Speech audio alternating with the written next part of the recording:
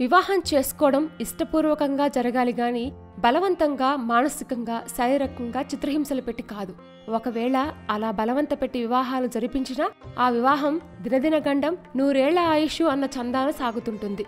క్రమంగా చింతల్లేని కుటుంబానికి ఆదర్శంగా ఉండాల్సిన దంపతుల మధ్య భూతద్దంలో వెతికిన సంతోషాల ఛాయలు కనపడవు. వివాహం అంటే 1కి 10 సార్లు ఆలోచించే రాశిచక్రాల గురించిన వివరాలు ఈ విధంగా ఉన్నాయి. ఈ రాశుల వారు పెళ్ళంటేనే వెనకడుగు వేస్తుంటారు. అదెందుకో తెలుసుకుందాం.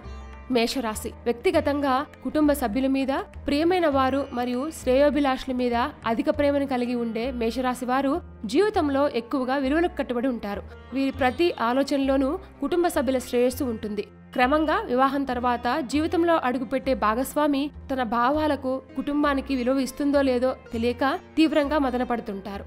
అంతేకాకుండా తాము ఎంతగా అయితే వారిని ప్రేమిస్తారో అంతే ప్రేమను తిరిగి పొందాలన్న ఆలోచనలను కలిగి ఉంటారు. కాబట్టి వెంటనే వివాహానికి సుముఖతను వ్యక్తం చేయలేరు. అన్ని విధాలుగా తమ ఆలోచనలను మరియు మానసిక స్థితిగతులను సంతృప్తిపరిచే వ్యక్తులను భాగస్వాములుగా కలిగి ఉండటకే ఆరాటపడుతుంటారు. మరియు తమ వృత్తి మరియు లక్ష్య సాధనలో తమ ఆలోచనలకు తగిన విధంగా భాగస్వామిని కలిగి ఉండాలని కళ్ళకంటుంటారు. సర్దుకుపోయి పెళ్లి చేసుకోవాలన్న ఆలోచనలకు కాస్త దూరంగా ఉంటారు ఈ రాశివారు. మిథున రాశి. మిథున రాశి వ్యక్తుల సహజ స్వభావం ప్రకారం కొత్త వ్యక్తులతో కలిసి ఉండటం మరియు తెలియని వ్యక్తుల యొక్క అవసరాలను తీర్చడం వంటి విషయాలను ద్వేషిస్తుంటారు. తనకు నచ్చిన లేదా తమకు అన్ని విధాలుగా తెలిసిన వారినే వివాహం చేసుకోవడానికి సుముఖత చూపుతారు. తమకు నచ్చని వ్యక్తుల పట్ల నిర్లక్ష్య వైఖరిని కలిగి ఉంటారు. ఒకవేళ ఇష్టం లేని వివాహానికి ప్రోత్సహించిన ఎడల వీరి చర్యలు వర్ణనాతీతంగా ఉంటాయి.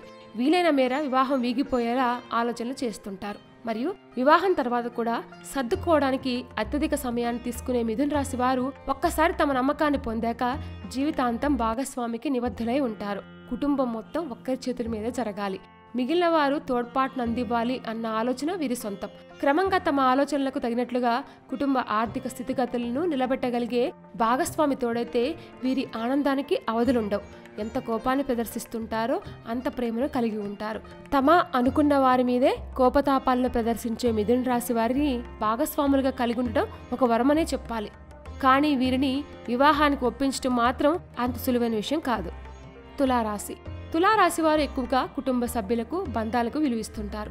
తాము చేసుకోబోయే వ్యక్తులు కుటుంబ సభ్యుల్లో ఒకరిగా అందరిని సమానంగా చూస్తూ బంధాలకు, బాంధవ్యాలకు విలువ ఇచ్చేలా ఉండాలన్న ఆలోచనలు కలిగి ఉంటారు. ఎటువంటి ప్రతికూల సమస్యలు ఎదురైనా ఒంటరిగా పోరాడే ఈ తులారాశి వ్యక్తులు తమ భావాలను, భావోద్వేగాలను పంచుకునేలా భాగస్వామి ఉండాలని కళ్ళకంటుంటారు.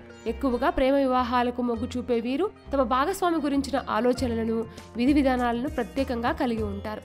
ఒకవేళ తమ ఆలోచనలకు తగినట్లుగా భాగస్వామి లేని పక్షాన అసౌకర్యానికి గురవడమే కాకుండా ఆత్మ న్యూనతకు కూడా లోనవుతుంటారు. ఈ కారణం చేతనే వివాహం అంటేనే కొంత సమయం తీసుకునేలా వీరి మానసిక పరిస్థితి ప్రేరేపించబడుతుంది.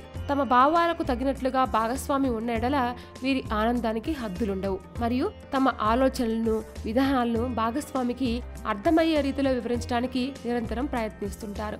ఎక్కువగా భావ వ్యక్తీకరణ స్వేచ్ఛకు ప్రాధాన్యత ఇస్తుంటారు. క్రమంగా ఏ విషయాన్నైనా ముక్కుసూటిగా చెప్పే అలవాట్లను కలిగి ఉంటారు.